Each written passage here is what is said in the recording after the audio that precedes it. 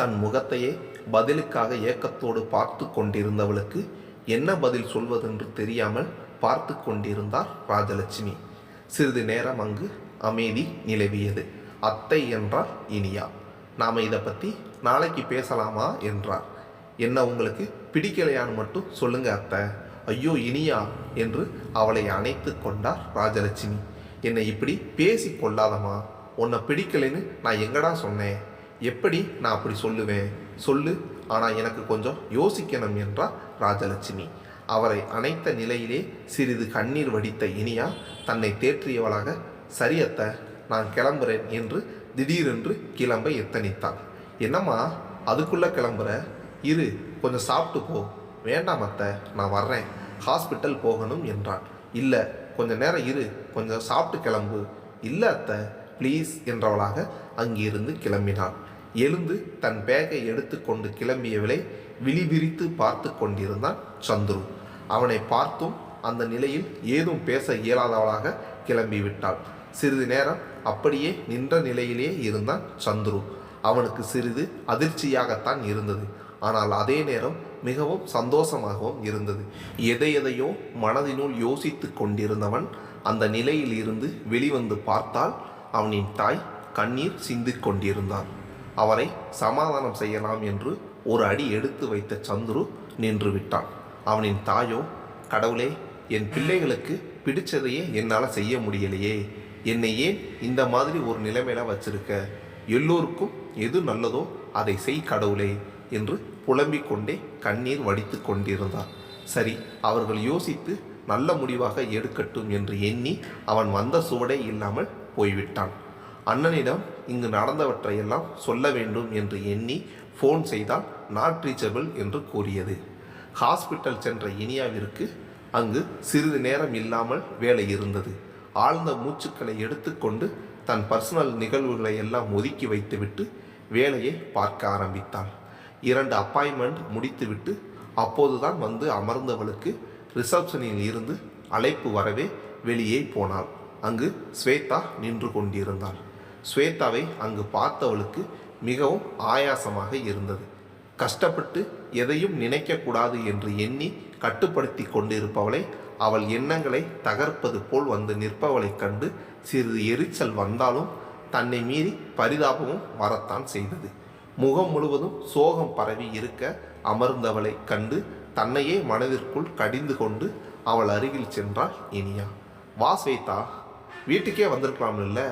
இல்லைக்கா, மாமா எப்படி பேசினாங்கன்னு உங்களுக்கு தான் தெரியுமில்ல, அப்புறம் எப்படி நான் அங்கே வர முடியும், அதுதான் என்றான். மாமா பேசுகிறதெல்லாம் நீ பெருசாக எடுத்துக்கிற, அவர் ஏதோ கோவத்தில் பேசி இருப்பார் என்றாள் இனியா. அது சரிதான்க்கா, ஆனால் நான் அங்கே வந்துட்டு உங்ககிட்ட எந்த அளவுக்கு பேச முடியும்? அங்கே எல்லோரும் இருப்பாங்கல்ல, அதுதான் இங்கே வந்தேன் என்றாள்.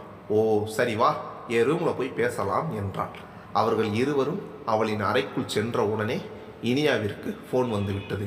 ஹலோ என்றாள். ஹலோ மிஸ் இனியா, நான் பிரபு பேசுகிறேன். சொல்லுங்கள் டாக்டர், எனக்கு நீங்கள் ஒரு ஹெல்ப் பண்ணணுமே. என்ன விஷயம் டாக்டர், சொல்லுங்கள். வேளச்சேரியில் என் ஃப்ரெண்டோட ஹாஸ்பிட்டல் இருக்குது. அங்கே ஏதோ சூசைடு கேஸாம். அவங்க ஹாஸ்பிட்டல் சைக்காலஜிஸ்ட் அவுட் ஆஃப் ஸ்டேஷனாம். அவங்களால் ஹேண்டில் பண்ண முடியலையா? நீங்கள் கொஞ்சம் அங்கே போக முடியுமா? ஏன்னா என் ஃப்ரெண்டு என்கிட்ட பர்சனலாக ரிக்வெஸ்ட் பண்ணிக்கிட்டாங்க என்றார். ஓகே டாக்டர், நோ ப்ராப்ளம், நான் போகிறேன். நீங்கள் எனக்கு அந்த அட்ரஸ் மட்டும் சொல்லுங்கள் என்றார். ஓகேம்மா, நீ ரிசப்ஷனில் அந்த அட்ரஸ் வாங்கிக்கோ. Thank you very much. சீக்கிரமே அங்கே முடிஞ்சிட்டாலும் நீ அப்படியே வீட்டுக்கு கிளம்பிடு. No need come back to hospital. Okay? Okay doctor என்றான். இதையெல்லாம் கேட்டுக்கொண்டிருந்த ஸ்வேதாவிற்குத்தான் எரிச்சலாக வந்தது. நேற்று தான் வீட்டிற்கே சென்றும் ஏதும் பேச இயலவில்லை. இன்றாவது இங்கு சந்தித்து விட வேண்டும் என்று பார்த்தால் இப்போதும் எங்கோ செல்லப் போகிறாள் போல் இருக்கிறதே என்று கோபத்துடன் பார்த்து கொண்டிருந்தான். சாரி ஸ்வேதா, ஒரு அர்ஜென்ட் கேஸ், நான் வேளச்சேரி வரைக்கும் போகணும் என்றார் இனியா. ஓ அப்படியா, சரி போயிட்டு வாங்க என்று சோகம் போல் முகத்தை வைத்து கொண்டு கூறினார். அவள் முகத்தை பார்த்து வருந்திய இனியா, நீ வேணும்னா என் கூட கிளம்பி வா, அங்கே ஒர்க்கு முடிஞ்ச பிறகு நாம் பேசலாம் என்றான். உடனே உற்சாகமாக சரியக்கா, அப்படியே செய்யலாம் என்று ஆவலுடன் கிளம்பினாள் ஸ்வேதா. ஹாஸ்பிட்டல் சென்ற பிறகு அவளை இங்கேயே வெயிட் செய் என்று கூறிவிட்டு இனியா பேஷண்டை பார்க்க போய்விட்டாள். தன் தாயின் முகத்தையே பார்த்து கொண்டிருந்தான் சந்துரு. என்னம்மா ஏதோ நினைவாக இருக்கீங்க, கொஞ்சம் எல்லாத்தையும் ஒத்தி வச்சுட்டு சாப்பாடு போடுங்க என்றான். என்றவாறே ராஜலட்சுமியும் அவனுக்கு உணவு பரிமாறி கொண்டிருந்தார். ஆனால் ஏதும் பேசவில்லை. சந்துருவின் போனிற்கு அழைப்பு வர அவன் தன் அண்ணனாகத்தான் இருக்கும் என்று எண்ணி எடுக்க அதிலோ அவன் நண்பன் அழைத்தான்.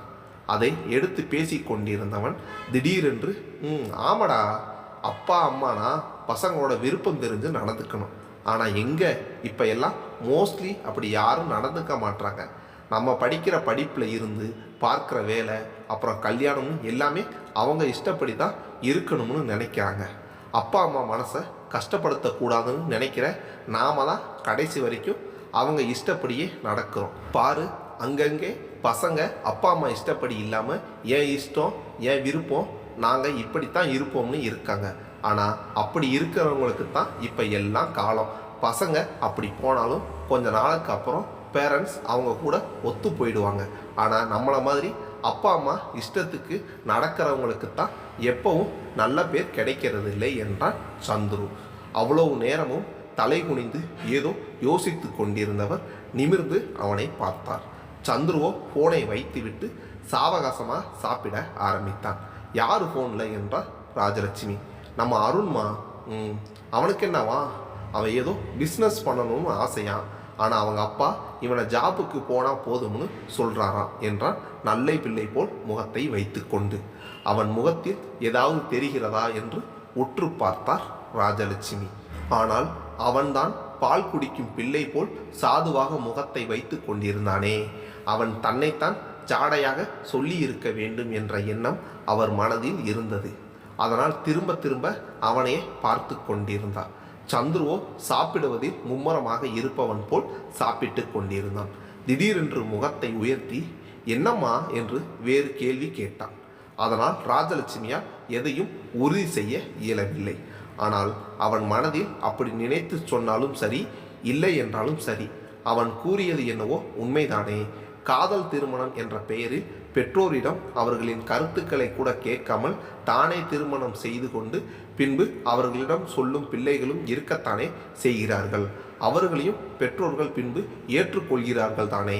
ஆனால் இங்கோ இருவருமே வீட்டின் சம்மதம் எதிர்பார்த்து தானே அமைதியாய் இருக்கிறார்கள்.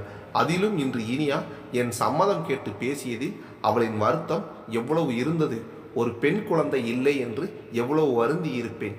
இனியாவை பார்த்த பின் எவ்வளவு சந்தோஷப்பட்டேன். நானே முதலில் என் அண்ணன் மகள்களை என் வீட்டு மருமகள் ஆக்கி இருப்பேன் என்று கூறினேன் தானே.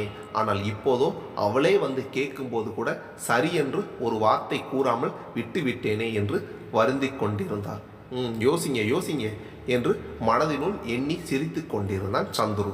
ராஜலட்சுமி எழுந்து சென்று காலன்றை பார்த்தார்.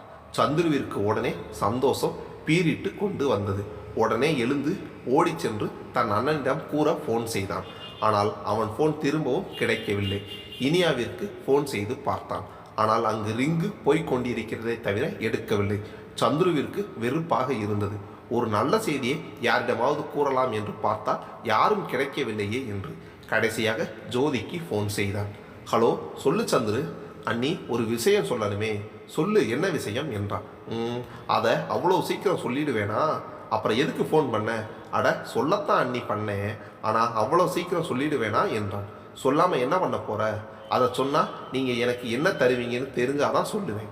இதை முதல்லே கேட்க வேண்டியதானே. அது நீ சொல்லும் செய்தியை பொறுத்து உனக்கு சன்மானம் கொடுக்கப்படும் மகனே என்றால் நாடக பாணியில். சரி அண்ணியாரே, உங்களின் தங்கையின் திருமணம் பற்றிய செய்தியாக இருந்தால் எமக்கு என்ன தருவீர்கள்?